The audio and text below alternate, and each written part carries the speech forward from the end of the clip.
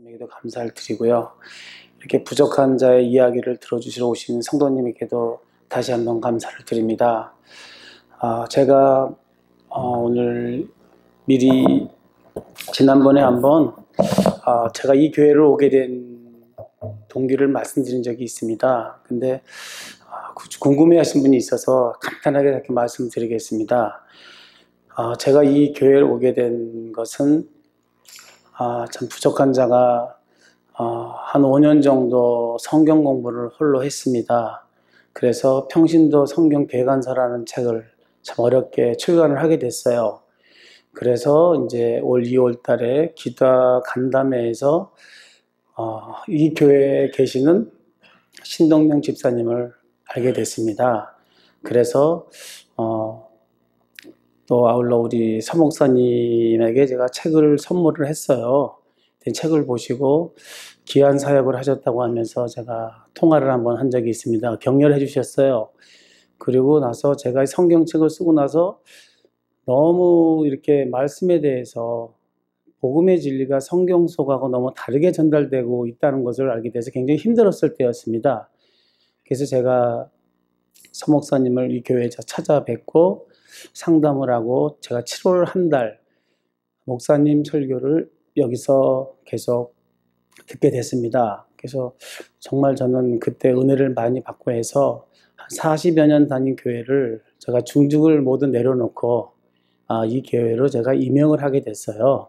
그래서 지금 7월부터 제가 여기서 교인이 돼서 지금 이렇게 같이 제가 예배를 보고 있는데 이렇게 귀한 자리를 주셔서 너무 감사합니다. 그래서 잠깐 제가 이렇게 오게 된 얘기를 말씀드리고요. 지난번에는 제가 구약의 전체적인 것을 강의를 할 때 한 3시간 정도 제가 강의를 했던 것을 주어진 시간이 1시간이다 보니까 좀 어렵게 이렇게 1시간을 마쳤거든요. 그래서 이제 대부분 전반적인 구약의 구조와 간단하게 요약을 하면서 제가 여러분들께 그 왕조사, 이스라엘 북왕국, 남왕국의 그 왕들에 대해서 조금씩 설명을 제가 해드렸어요.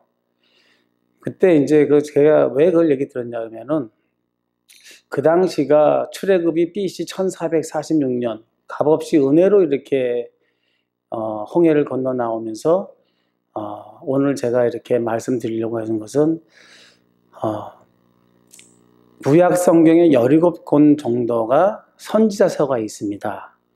뒤에 뭐 소선지자, 대선지자, 에레미야도 마찬가지지만 뒤에 조그맣게 하박국, 스바냐, 뭐 나움, 오바다, 어떤 분들은 이게 성경에 있는지도 잘 모르는 분들이 있어요. 그래서 제가 그때 조금 설명드리고 말았는데 이 선지자서를 제가 어떻게 봐야 되는 건가? 이 성경을 늘 이렇게 우리는 제가 오늘은 하박국 갖고 좀 말씀을 드리려고 하는데요. 하박국서 하면은 의인은 믿음으로 산다. 이걸 이거 하나 갖고 굉장히 많이 이렇게 저부터도 알고 있었고요. 근데 이제 구약의 전체적으로 알려고 하면은 이 선지자서가 왜 쓰여졌는 걸 알아야 됩니다. 하나님께서는 우리들에게 말없이 복을 주시는데요. 하나님 언약서에서 이제 하나님하고 언약을 지키지 않으면은 제가 지난번에 경고를 하신다고 했습니다. 일단 무조건 저주를 퍼붓는 게 아니라 경고를 해주세요. 그 경고를 하는 사람들이 이 선지자들입니다. 특히 여기에 보면은 여기 문서 선지자라고 하는데요. 성경에 있는 분들은 문서를 했고 우리가 많이 알고 있는 엘리야나 엘리사 같은 분들은 직접 와서 사역을 하신 분들이에요. 근데 이제 이 17개 중에서 시간에 좀 분량을 마치다 보니까 하박국서가 좋을 것 같고요. 그 다음에 이때가 출애굽 이후에 한 800년이 지나온 시대입니다. 이 하박국서가 있을 때 한 800년이 지나온 시대에 하나님하고 어떤 관계가, 선민 유대인들이 어떤 관계를 하고 있는가, 이것을 보기 위해서 특히 선지자서 때는 그 배경을 알아야 됩니다. 선지자할 때 그 당시에 어느 왕 때 어떻게 문제가 돼서 이 선지자가 와서 경고를 했는지, 이거를 먼저 배경을 모르고 그냥 글자를 보게 되면은 전혀 무슨 말인지 알 수가 없어요. 그래서 제가 오늘은 하박국서를 전체적인 배경과 요약을 해드리고 성경 본문에서 1장에서 3장까지 읽어드리면서 이것이 무엇을 얘기하는 건가를 제가 좀 말씀을 드리고 싶어요. 그래서 성경을 이렇게 성경으로 봐야만이 또 제 집에 가서 각자가 혼자 볼 수 있습니다. 저는 그래서 제 책을 가지고 성경 강의 해본 적이 없습니다. 그건 참고서로 읽어오십시오 했지 그 책으로 강의한 적이 없어요. 성경책을 읽어가면서 저는 늘 이렇게 성경을 이렇게 말씀을 전하고 했거든요. 그래서 오늘은 그 방법으로 일단 하박국서를 좀 전해드리겠습니다. 이 하박국 하게 되면은 선지자서가 17개 있는데 열왕기하 24장 정도를 넘겨가야, 열왕기하 24장 정도, 그 정도 배경을 봐야 하박국서를 역사적으로 맞춰 들어갑니다. 그때 이제 하박국하고 스바냐, 에레미야가 동시대에 활동을 했어요. 이때 이렇게 같이 이런 시대적 배경을 알지 못하면은 도대체 왜 이 사람이 와서 뭘 했는지 우리가 알 수가 없습니다. 그렇게 되면은 이제 이 배경을 좀 설명드린다면, 요 당시가 유다 남왕국 말기 요시야 왕이 있습니다. 요시야 왕 말기, 바로 요시야 왕이 그 애굽에 쓸데없는 전쟁에 나가서 무기태에서 전사를 하게 되면서 결국 이제 남왕국이 멸망의 길을 갑니다.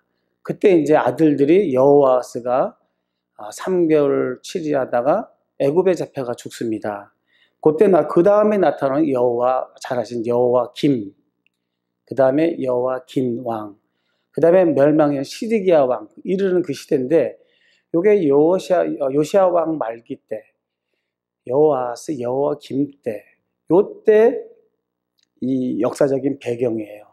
이때 어떤 문제가 있었냐 그러면은 완전히 이 시대에는 하나님을 모르는 유다 백성들이 하나님을 모르고 배역하는 상태였어요. 전혀. 그래서 하나님께서 바벨론을 동원해서 너희들을 전부 다 멸망시키겠다 하는 그 내용의 역사가 들어 있습니다. 그래서 하박국서를 보면은 바벨론이 멸망시키러 오는 장면들이 전체적으로 돼 있어요. 이 문제에 대해서 하박국이 하나님에게, 보통 하박국은 씨름꾼이라고 하고 포용하는 자 하는데, 하나님에게 사실 뭐 덤벼드는 그런 모습까지 여기서 열추되는 모습이에요. 하나님이 보는 남왕국과 하박국 선지자가 보는 남왕국의 그 위치가 전혀 다르게 보고 하나님과 완전히 다르게 보고 있다는 얘기입니다. 그래서 이때 하박국이 얘기를 합니다. 바벨론이 쳐들어오고, 악인 바벨론이 쳐들어오는데 하나님 도대체 뭐 하십니까? 우리 착한, 하박국이 볼 때는 남왕국 백성들은, 예루살렘 사람들은 의인이고 바벨론 그 사람들은 악인으로 보는 거예요. 근데 하나님 왜 악인들이 쳐들어오는데 왜 가만히 계십니까? 이때 예루살렘 사람과 둘러선 상태예요, 이게요. 바벨론이 쳐들어와서 예루살렘을 무너뜨리려고 들어오는 상태에서 하박국이 하나님에게 이의를 제기합니다. 하나님께서 이런 식으로 세상을 치리하고 주관하시면은 어떻게 정의가 살아있겠습니까? 어떻게 공의롭게 될 수 있겠습니까? 이런 식으로 하나님에게 저는 책에도 호소한다고 써있지만 대들며 따지면서 이렇게 물어보는 그런 내용이 포함되어 있고요. 그래서 또 하나는 이때 이제 하박국이 물어보는 것이 악한 자의 형통을 물어봅니다. 왜 이렇게 악한 자가, 바벨론 악한 자가 왜 이렇게 형통합니까? 우리는 정말 의인인데, 우리는 화구한 날 왜 이렇게 힘들게 사는데 그렇게 악한 자들은 잘 삽니까? 하박국만 이러질 않았어요. 성경에 보면은 에레미야도 12장 1절에 보면은 왜 악한 자들이 이렇게 형통합니까? 에레미야 선지자 역시도 그렇게 질문을 했어요. 그리고 또 뭐냐 그러면은 시편 73편에 보면 그 기자도 왜 악한 자의 형통이 이렇게 됩니까? 그것을 성경 속에서 질문하는 것이 세 부분이 나와요. 근데 이렇게 됐을 때 하나님께서 말씀하시기는 이렇게 말씀하십니다. 악한 자의 형통은 오래가지 못한다. 결국은 때가 되면 정한 때가 있는데 정한 때가 되면은 멸망을 한다. 그때까지는 악한 자들이 마음대로 할 수 있지만 그 정한 때가 되면은 전혀 하나님이 심판하시기 때문에 넌 걱정하지 말고 너희들 제대로 너희들 입장 위치에서 정확하게 하박국에게 답변을 해줘요. 근데 가장 무서운 것은 하나님께서 이 하박국서에서는 너희 바벨론을 데려다가 먼저 남유다, 남왕국 너희를 갖다가 예루살렘을 멸망시키고 난 다음에 그 뒤에 바벨론을 멸망시켰다는 얘기입니다. 그러면서 하박국은 정말 쳐들어오는 것을 어찌할 수가 없어요. 언제 쳐들어오는데 우리는 어떻게 해서 기다리는 겁니다. 멸망을 기다리면서 하박국이 이거 아니구나. 그러면서 자기가 다시 회개하면서 마지막에 보면은 찬양하는 모습이 보이는 게 이 하박국서예요. 하박국서인데 여기 들어가기 전에 한 가지 더 말씀드릴 수 있는 것은 여기 의인이 믿음으로 산다는 얘기가 나옵니다. 의인은 믿음으로 산다. 이게 지금 하박국서의 주제로 보통 2장 4절인가 있을 겁니다. 의인은 그의 믿음으로 말미암아 살리라. 이게 하박국서의 어떤 중심 요절로 많이 되어 있는데 이 의인은 믿음으로 살리라가 뭐냐를 알 수 있는 방법은요. 이 시대의 역사적인 배경을 물어봅니다. 이 당시가 거의 유다 멸망 시절이기 때문에 에레미야가 스바냐, 에베냐 같은 공통점 그 선지자를 다 봐야 돼요. 에레미야가 40년 동안 에레미야에서 말씀을 하고 있는 게 뭐냐 그러면요. 우리는 보통 33장 3절 부르짖어라 음미하고 신명하게 보여줄 것이다 이렇게 얘기를 하는데 에레미야서에서 얘기하는 것은 바벨론이 쳐들어오면은 너희들은 포로로 가라는 겁니다. 에레미야가 40년 동안 떠들었던 것이 바벨론 포로로 가라. 왕들이나 귀족층들이 포로로 오면 가겠습니까? 어떻게 도저히 용납이 될 수 없어. 40년 동안 에레미야는 그 말하다가 두들겨 맞고 구덩이에 빠지고 그러면서 결국은 나라 망하는 그 멸망의 그 세상을 봐요. 이때 의인이 믿음으로 살리라 하는 얘기는 다른 얘기가 아닙니다. 바벨론 포로로 가는 사람, 바벨론 포로로 가는 것을 믿는 사람이 의인이라는 거예요. 근데 우리가 너무나 잘못하고 있었거든요.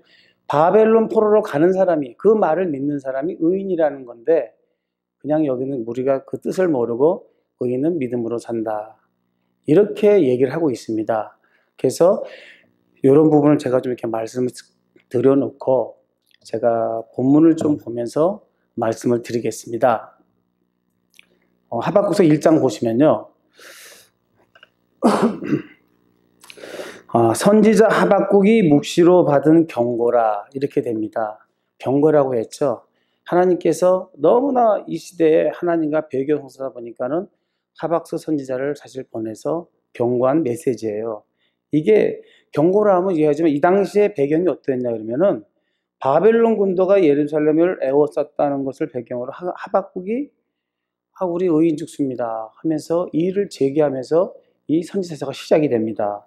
2절 보시면 여호와여 내가 부르짖어도 주께서 듣지 아니하시니 어느 때까지리이까 내가 강포로 말미암아 외쳐도 주께서 구원하지 아니하시나이다.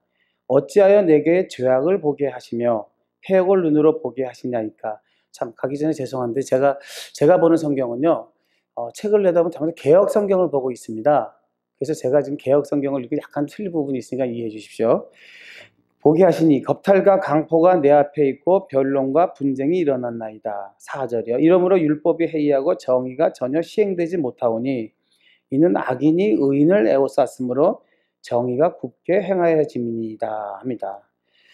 하나님, 이렇게 악인이 이렇게 의인을 둘러싸서 이렇게 공격을 하고 있는데 정의가 잘못되고 있지 않습니까? 하나님, 이게 잘못된 거 아닙니까? 1절부터 4절까지 내용은 하나님이 잘못하고 있는 겁니다. 왜 우리 의인을 갖다가 악인들이 들어와서 이렇게 우리를 애워싸고 우리를 힘들게 합니까?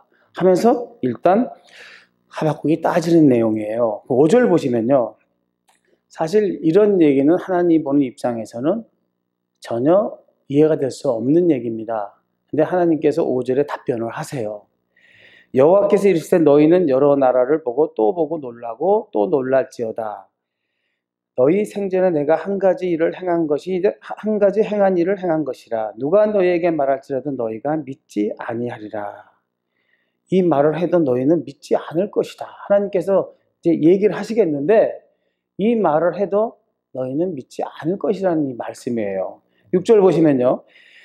보라, 내가 사납고 성급한 백성 곧 땅이 넓은 곳으로 다니며 자기의 소유가 아닌 거처들을 점령하는 갈대아 사람을 일으켰다. 이 내용은요, 하나님께서 갈대아 사람 바벨론을 일으켜서 내가 너희에게 공격하라고 하는 겁니다. 하나님께서 갈대아 사람을 일으켜서 너희를 쳐들어가게 했다고 이렇게 얘기를 하시는 거예요. 7절에서. 그러니까 하박국이 얘기하는 것 전혀 다르게 하나님께서 말씀을 하십니다. 7절 보시면요. 그들은 두렵고 무서우며 당담함과 위험이 자기들에게서 나오며 그들의 군마는 표범보다 빠르고 저녁의 이리보다 사나우며 그들의 마병은 먼 곳에서부터 빨리 달려오는 마병이라. 마치 먹이를 움키려 하는 독수리 나름과 같으니라. 그들이 강포를 행하려 하는데 앞을 향하여 나아가며 사람을 사로잡아 모으기를 모래같이 많이 할 것이다. 이러면서 11절까지 바벨론 이 군대들이 이렇게 몰려오는 방법, 엄청난 이 세력을 비유하면서 이런 바벨론을 내가 보냈다고 하나님께서 11절까지 말씀하십니다. 그러니까 전혀 하박국이 얘기하는 거와는 반대로 하나님이 답변하고 계세요. 그 12절을 보시면요. 선지자가 이르되 여호와 나의 하나님 너의 거룩한 이시여 주께서는 만세 전부터 계시지 아니하시나이까. 우리가 사망에 이르지 아니하리이다. 여호와여 주께서 심판하기 위하여 그들을 두셨나이다. 반석이시여 주께서 경계하기 위하여 그들을 세우셨나이다. 이 내용은요. 만세 전부터 하나님께서 계셨기 때문에 악한 자인지 선한 자인지 하나님은 알고 계시다는 얘기예요. 그 밑에 보면은 경계하기 위하여 그들을 세우셨나이다 이렇게 하신 이 말씀은 하나님께서 경계하기 위하여 부패한 잘못된 나라를 치기 위해서 바벨론을 세웠다는 것은 하박국이 인정할 수 있습니다만 하면서 이제 13절 보십시오. 주께서는 눈이 정결하심으로 악을 참아보지 못하며 패역을 참아보지 못하시거늘 어찌하여 거짓된 자들을 방관하시며 악인이 자기보다 의로운 사람을 삼키는데도 잠잠하시나이까. 이 내용은 어떻게 하나님 악인이 우리 같은 의인을 하박국이 볼 때는 예루살렘은 의인이고 바벨론은 악인이에요. 하나님 어떻게 이렇게 방관하십니까 하면서 13절에서는 하나님이 잘못하신다고 주장하는 내용입니다.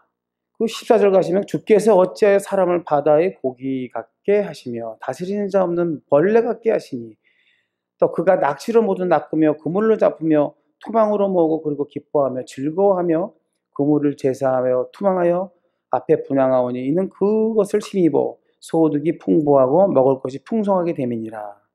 그가 그물을 떨고는 계속하여 여러 나라를 무자비하게 멸망시키는 것이 옳습니까? 이렇게 악한 자가 이렇게 전부 다 비유한 겁니다. 낚시, 딴 나라 백성들을 낚시 엮듯이 투망에 엮듯이 다 이렇게 멸망시키는데 이것이 과연 하나님 이래도 괜찮은 겁니까? 이렇게 질문하는 내용이에요. 17절까지요. 2장을 보시면은 다시 이렇게 얘기할 때 하나님께서 응답을 하십니다. 내가 내 파수하는 곳에서 서며 성루에서 서리라. 다시 도저히 이해할 수 없습니다. 내가 성루에 가서 다시 하나님에게 하나님의 답변을 들어보겠습니다 하면서 얘기를 건네는 거예요. 그가 내게 무엇이라고 말씀하시는지 기다리고 바라보며 나의 질문에 대하여 어떻게 대답하시려는지 보리라 하였다. 하면서 또 다시 한번 이제 하나님에게 대항하면서 어떻게 답변하시는가 들어보려고 이 얘기를 하고 있습니다. 2절 보시면요. 여호와께서 내게 대답하여 이르시되 너는 이 묵시를 기록하여 판에 명백히 새기되 달려가면서 읽을 수 있게 하라. 달려가면서 읽을 수 있게 하라는 것은 그만큼 강한 어조인 것으로 여기 저희가 받아들여야 될 것 같아요. 3절 이 묵시는 정한 때가 있나니 그 종말이 속히 이르겠고 결코 거짓되지 아니하리라. 비록 더딜지라도 기다려라. 지체되지 않고 반드시 응하리라. 하나님께서는 정한 때가 있으니까 그때 하나님 때는 누구도 알 수가 없습니다. 성경 속에 나오는 하나님 때는 아무도 알 수가 없어요. 절대권자만이 알 수 있는데 이때 여기서 하나님께서 정한 때가 있다고 기다려라. 더뎌도 지체돼도 반드시 그렇게 될 것이라고 말씀드립니다. 4절 보면 이제 여기서 보라 그 마음은 교만하여 그 속에도 정직하지 못하나니 의인은 그의 믿음으로 말미암아 살리라. 하박국은 의인은 죽는다고 얘기하는 겁니다. 의인 다 죽는다는 겁니다. 예루살렘이. 그렇게 배역해놓고 나서도 의인 다 죽는다고 얘기를 하고 있어요. 근데 하나님께서는 의인은 그의 믿음으로 말미암아 산다 했습니다. 이것이 과연 무슨 말이냐. 믿음으로 살라는 얘기가 제가 아까 개회에 말씀드렸던 그 당시 선지자들이 특히 스바냐 에레미야에서 멸망 시절에 주장했던 것들 하나님께서 다 바벨론 포로로 가라고 얘기를 했습니다. 에레미야 그렇게 얘기를 했었고 근데 여기서 이 동시대 하박국, 스바냐, 에레미야 같은 시대에 활동했는데 하박국이 먼저 시작을 했어요. 같이 동시대에서. 그래서 여기서 믿음을 뭐냐 하면은 바벨론 포로로 가서 너희들이 그 말을 믿는 사람들이 산다는 얘기예요. 그래서 에레미야에서 끝에 52장을 보면은요, 이런 얘기가 나옵니다. 200만이 넘은 그 예루살렘 쪽에 그 남한국 백성들이 어떤 문제가 나오냐 그러면요, 멸망되면서 아주 초라하고 남루한 자는 그 땅에 남긴다고 써 있어요.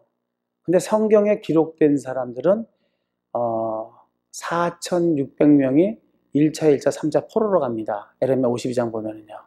그 많은 백성이 다 죽고 쓸만한 자 4,600명이 바벨론 포로로 가면서 하나님 역사가 다시 시작되는 거예요.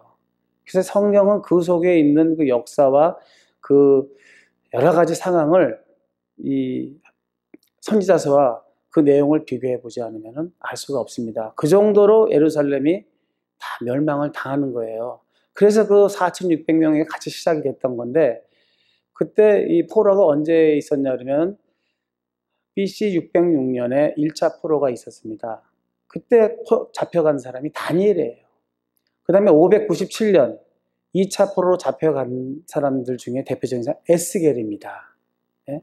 그리고 BC 586년 3차로 다 잡혀갈 때 멸망이에요. 시디기야 왕이 눈이 뽑혀서 끌려갔던 것이 3차 포로.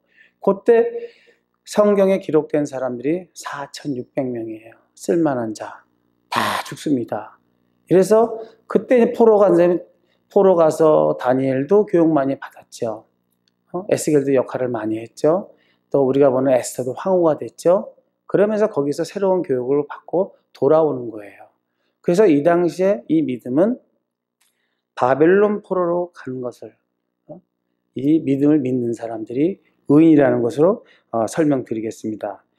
그 다음에 5절을 보면은요. 그는 술을 즐기며 거짓 때문에 교만하여 가만히 있지 아니하고 이 그는 바벨론을 얘기하는 겁니다. 여기서 바벨론을 쭉 얘기하는 거예요. 그는 술을 즐겁고 거짓 때문에 교만하여 가만히 있지 아니하고 수월처럼 자기의 욕심을 넓히며 또 그는 사망 같아서 족한 줄을 모르고 엄청나게 여기서 보면 바벨론이 잘못되고 있는 모습이죠. 바벨론도 하나님 용서하지 않겠지만 하나님께서는 이런 악한 나라들 이미 721년 그 악한 나라 아수르를 사용하여 가지고 북왕국을 멸망시켰어요. 150년 이후에 다시 바벨론의 악한 나라를, 바벨론은 아수리아를 멸망시킨 나라입니다. 바벨론을 가지고 다시 악한 나라를 가지고 이렇게 남왕국을 멸망시키겠다고 하면서 쭉 5절부터 그들의 어떤 패악성을 보여주는 겁니다. 6절, 그 무리가 속담으로 그를 평론하여 조롱하는 시로 그를 풍자하지 않겠느냐. 곧 이르기를 화 있을진 저 자기 소유 아닌 것을 모으는 자여 언제까지 이르겠느냐. 볼모 잡은 것으로 무겁게 짐진 자여. 전부 다 이렇게 바벨론이 악한 짓을 했다는 것을 이렇게 쭉 이 하박국은 설명을 하고 있습니다. 그래서 7절 보면 너를 억누를 자들이 갑자기 일어나지 않겠느냐. 너를 괴롭힐 자들이 깨어나지 않겠느냐. 내가 그들에게 노략을 당하지 않겠느냐. 이 7절 내용을 잘 보셔야 돼요. 이 바벨론을 억누를 자가 나올 것이고 괴롭힐 자가 나오겠다고 얘기를 하십니다. 이게 무엇을 얘기하는 거냐면은 바벨론을 멸망시킨 나라가 우리 성경에 보면은 고레스 왕이 나와요. 이 메데 페르시아에 대한 여기는 메데 페르시아가 고레스 왕이 너희들을 점령할 것이다 하는 것을 암시하는 것입니다. 결국 이게 BC 539년에 고레스 왕이 바벨론, 우리 다니엘서 보죠. 다니엘서 보면 벨사살 왕이 잔치하다가 결국 죽음을 당했을 때 그때 고레스 왕이 쳐들어가는 곳입니다. 쳐들어가면서 결국은 벨사살이 잔치하다가 이제 죽음을 면하면서 역사적으로 이게 다 익힌 사실이에요. 그 얘기를 하고 바벨론도 이렇게 당할 때가 있을 것이라고 얘기를 해주는 겁니다. 8절, 내가 여러 나라를 노략하였으므로 그 모든 민족이 남은 자가 너를 노략하리니 이는 내가 사람의 피를 흘렸으며 또 땅과 성읍과 그 안에 모든 주민에게 강포를 행하였습니다. 바벨론이 이렇게 악함을 했다고 이렇게 하박국이 얘기를 하고 있는 겁니다. 하나님께서 이렇게 바벨론이 너무나 악한 나라다 이렇게 해서 쭉 계속 설명을 해줘요. 9절, 재앙을 피하기 위하여 높은 데 깃들여 하며 자기 집을 위하여 부당한 이익을 취하는 자에게 화 있을진저. 전부 다 이렇게 얘기하죠. 부당하게 이익을 취했다. 재앙을 피하기 위해 높은 데 깃들려고 했다. 10절 보시면 내가 많은 민족을 멸한 것. 많은 민족을 멸했습니다. 바벨론이. 엄청난 대제국이 됐으니까요. 내 집에 욕을 부리며 내 영혼에게 죄를 범하게 하는 것이 되었도다. 담에서 돌을 부르짖고 집에서 들보가 응답하리라.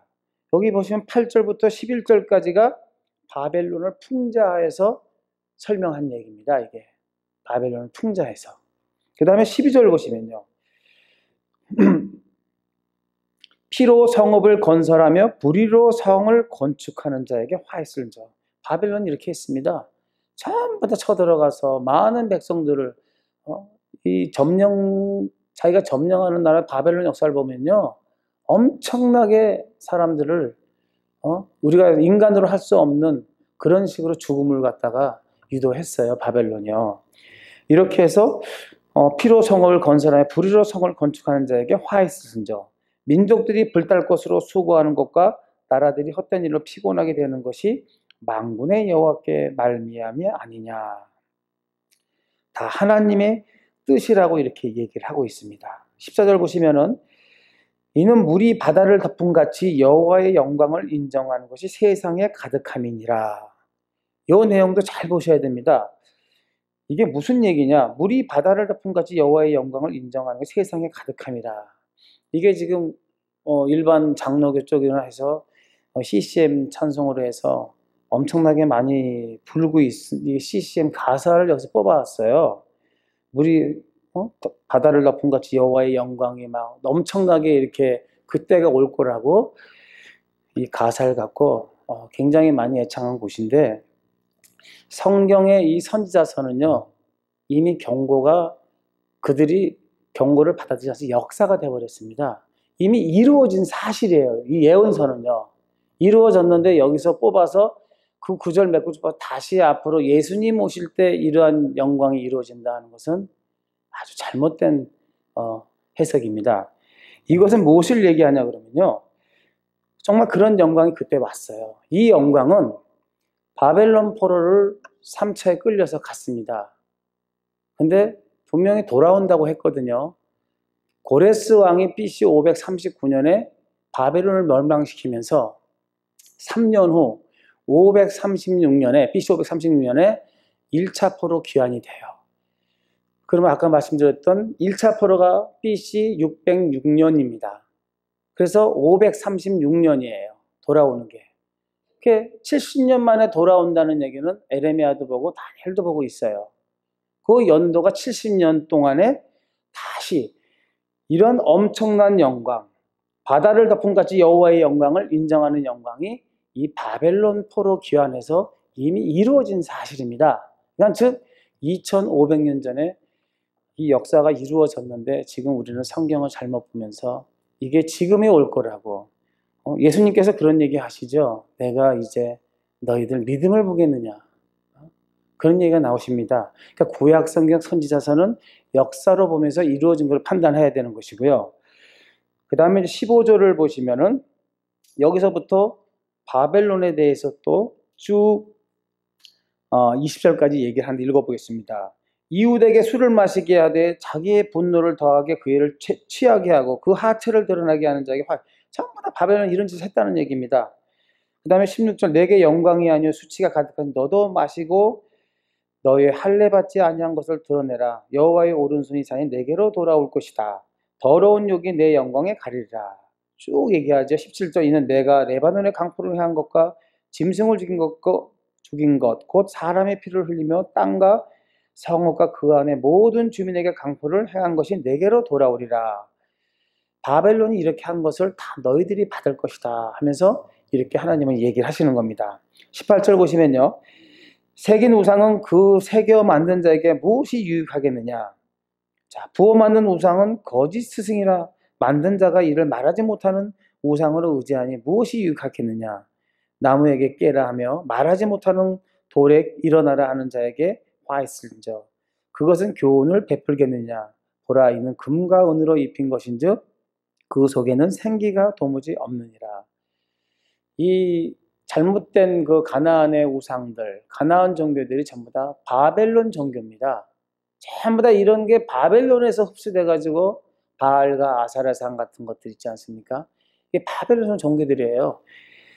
바벨론에 이렇게 우상이 숭배되고 있었다는 것들을 또 한층 여기서 말씀해 주고 있으면서 20절에 오직 여호와는 그 성전에 계시니 온 땅은 그 앞에서 잠잠할지라 하시니라 하면서 하나님의 여호와에 대한 여호와는 그의 성전에 계시니 온 땅은 그 앞에서 잠잠하시니라 하면서 바벨론은 여호와에는 온전한 하나님이 없다는 얘기죠. 그래서 바벨론을 15절부터 20절까지 하나님께서 바벨론을 질책하는 겁니다. 그러면 이제 3장에서 하박국이 다시 이 기도를 해요. 이렇다면 이미 이 기도가 나오는 것은 하박국은 이미 바벨론도 앞에서 망한다는 것을 이미 알게 됐습니다. 근데 바벨론이 쳐들어와도 어쩔 수가 없어요. 예루살렘에 있는 남한국 사람들은 기다려줄 수밖에 없습니다.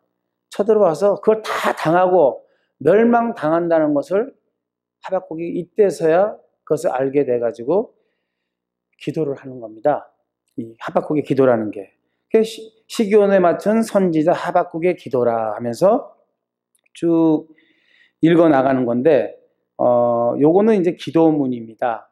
기도문인데, 2절 여호와여 내가 주께 대한 소문을 듣고 놀랐나이다. 여호와여 주는 주의 일을 이 수년 내에 부응하게 하옵소서. 이 수년 내에 나타나시옵소서. 진노 중이라도 긍휼을 잊지 마시옵소서 하고 간절히 기도하는 거예요. 하박국은. 그 다음에 3절 보시면 하나님이 대만에서부터 오시며 거룩한 자가 바란새풀로 오시도다. 셀라 그의 영광을 하늘을 덮었고 그의 찬송의 세계가 가득하도다. 근데 여기 간혹 보면은 시편이나 하박국서에 셀라라는 게 있거든요. 이것은 정확한 건 아니지만 잠깐 설명드리겠습니다. 이게 이제 찬양을 할 때 우리가 보면 시편이라는 것은 지금 우리가 부르는 찬송가입니다. 그게 이제 바벨론 포로 갔다 오면서 다시 성전 건축할 때 그게 제2의 성전, 수르바벨 성전이라고 하거든요.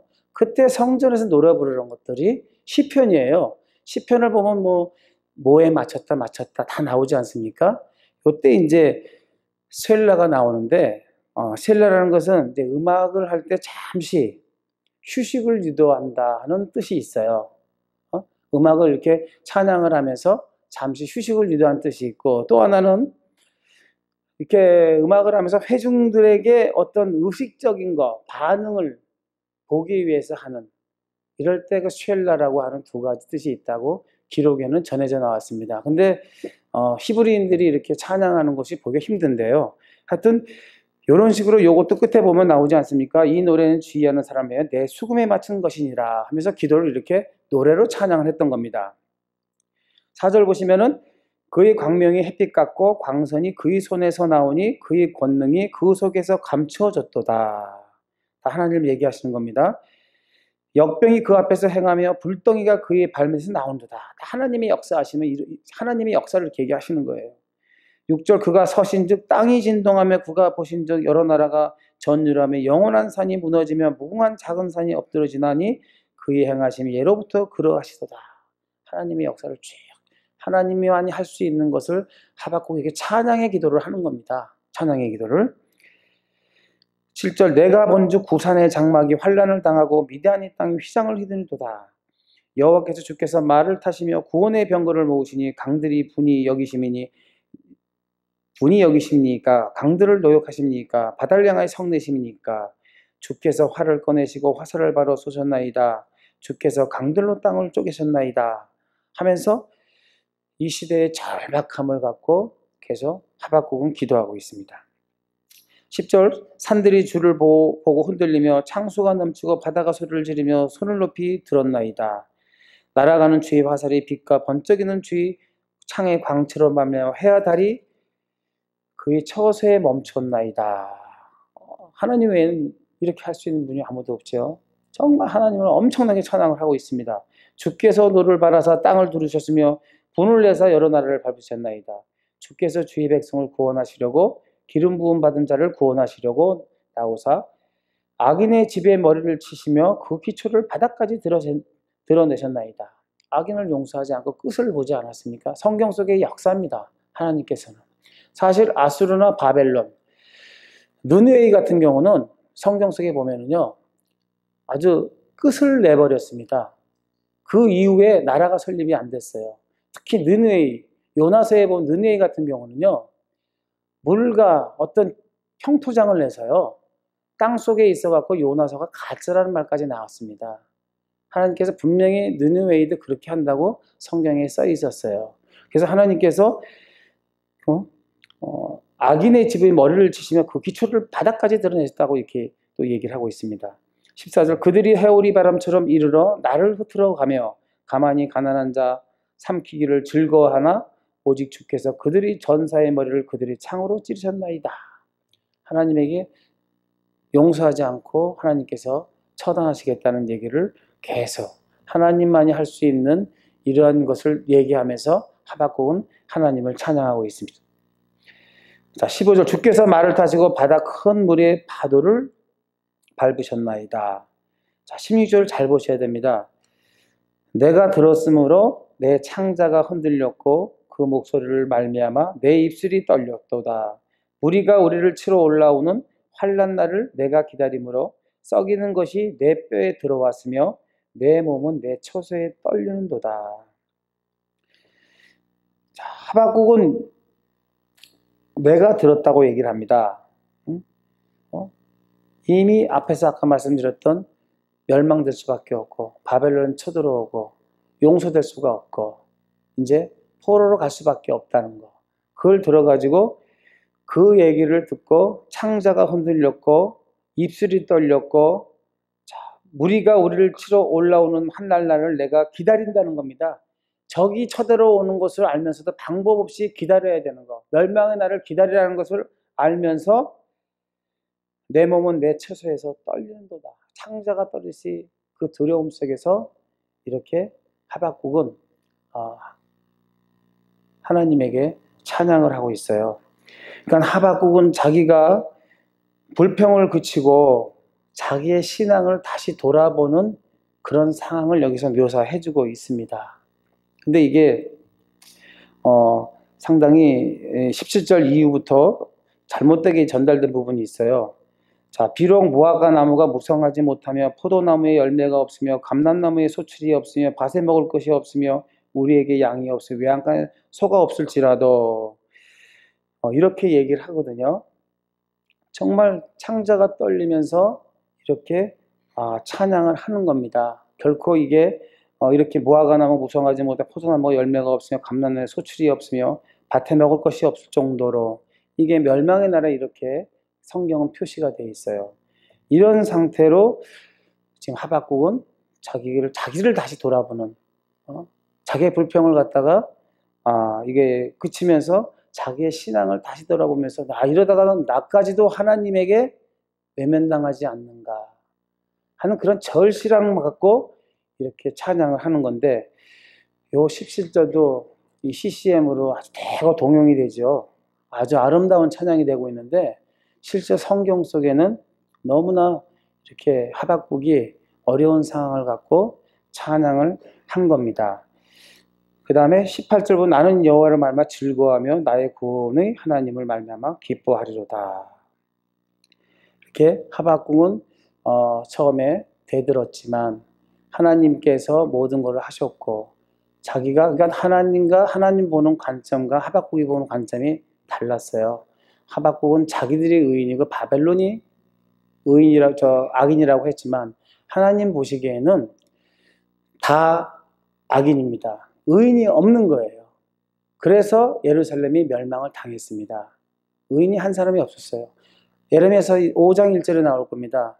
너무 예레미야가 살려주십시오 했을 때 어떻게 얘기가 나왔냐 그러면은 예루살렘 밖에 나가서 의인 한 사람 구해오라고 하나님께서 말씀하셨어요. 의인 한 사람이 없어가지고 예루살렘은 멸망된 겁니다. 과연 이 시대에도 의인이 몇 사람이 있을지 참 알 수 없는 숙제인 것 같고요. 이 시대 하박국이나 스바냐나 에레미야 시대가 동시대에 있기 때문에 하나님은 다 악인이에요. 왜 더 악인이냐? 모세로부터 수없이 이스라엘 선민에게는 선지자를 보냈지만은 지금 이 시대가 800년이 넘어간 세대지만 하나님을 배교하는 상태입니다. 그 많은 선지자를 보내고 했어도 하나님의 역사를 알지 못했지만 바벨론은 하나님께서 누구도 보내질 않았어요. 원래 악한 자들이었고 하나님께서는 수없이 보냈지만 선지자들을 때려 죽였습니다. 그래서 하나님 보는 관점은 너희들도 의인이 아니고 악인이다. 바벨론도 악인이다. 그렇지만 너희들은 죽이지 않고 포로로 가서 다시 돌아올 수 있게끔 기회를 주신 거고, 그 악한 바벨론을 통해서 하나님이 역사하시는 모습을 보여주는 게 이 하박국서예요. 그래서 제가 이제 오늘 하박국서를 말씀드린 것은 성경을 이렇게 내용을 읽어가면서 그 뜻이 무엇이고 뭐가 내포가 되어 있는가를 우리가 모르면은 성경에 아무 의미가 없습니다. 그냥 그 중요한 줄을 몇 줄을 뽑아다가 내가 애워서 그것을 인용해도 아무 소용이 없습니다. 그러니까 창세기 1장부터 요한계시록 22장 끝에까지 저도 성경은 다 모릅니다. 지금도 수없이 공부를 하고 있지만요. 하나님의 과연 어떠한 역사, 하나님의 뜻이 무엇인가, 하나님이 각 책마다 66권마다 하나님의 모습을 보여주고 있습니다. 이 하박국서 같은 경우는 응답하시는 하나님이라고 요약해 볼 수 있어요. 그래서 그러한 전체적인 성경 줄기를 알아야만 하나님과의 나의 그 믿음의 성숙도가 나올 수 있습니다. 이 말씀을 갖고 하나님과 묵상을 하게 되면은 엄청난 은혜가 올 수가 있고 또 지혜가 올 수 있고 지식이 올 수가 있어요. 그리고 하나님의 관계에서 말씀의 자유함이 올 수 있습니다. 이 성경을 성경책으로 정확히 보지 못하면은 말씀의 자유가 올 수가 없어요. 늘 불안하고 내가 과연 천국 갈 수 있을까? 늘 이렇게 얘기를 하거든요. 근데 그 해답도 66권 안에 내가 얼마만큼 여기에서 하나님이 역사입니다. 성경은 하나님의 역사예요. 하나님의 이야기, 사람의 이야기, 사탄의 이야기예요. 요 내용을 정확히 내가 얼마만큼 열심히 해서 알아야 하나님하고 나의 관계가 정말 즐거움으로 그냥 말로서 우리가 그냥 입으로서 예수님 믿는다가 아니라 정말 이 말씀이 내 안에 들어와서 그냥 안에 구절이 되는 게 아니라 내 삶의 원동력이 될 수 있게끔 하는 것은 이렇게 쭉 하나의 서신서라든가 이걸 다 읽어가면 여기에 골자가 무엇이고 이 시대에 하나님이 어떠한 상태에 이르렀고 그 시대의 백성들은 어떻게 대처를 했는가, 하나님은 어떻게 또 그렇게 처벌을 했고 어떻게 구원을 해주셨는가, 이것을 책마다 알지 못하면은, 특히 선지자서는 이 역사를 알지 못하면은 전혀 알 수가 없습니다. 그러니까 제가 지난번에 전체적인 출구를 했지만 오늘 이렇게 시간이 주어진 시간이라 하박국서를 이렇게 간단하게 요약을 해드렸어요. 그러니까 이제 성경을 보실 때 항상 뭐 책도 많이 보셔야 되겠지만, 그리고 이렇게 성경을 보셔가지고 이 성경을 반드시 전할 수가 있어야 됩니다. 이 성경을 본인이 내가 내 것으로 만들어서 전하지 못하면은 아무 의미가 없어요. 왜냐 그러면 내가 전할 수 있어야만이 내 삶에서 조금이라도 나와요. 이걸 내가 그냥 듣고 말면 아무 의미가 없습니다. 저도 제가 이렇게 전하다 보니까 제 삶 속이 좀 변해져 가요. 그러니까 반드시 성경을 내 거로 만들면은 전할 수 있는 그러한 지식이 돼야만 우리가 아마 하나님이 원하시는 삶을 살 수 있고 예수님 오는 날 아마 예수님과 좋은 영광을 같이 그런 얘기 많이 하죠. 천국의 뜰에서 예수님과 같이 거닐 수 있는 그런 기회가 오지 않겠는가 생각을 합니다. 하여튼 네, 여기서 마무리 하겠습니다. 정말 저한테 부족한 자에게 두 번에 이어서 이렇게 귀한 시간을 주셔서 너무 감사를 드리고 하나님에게 영광 올리겠습니다. 감사합니다.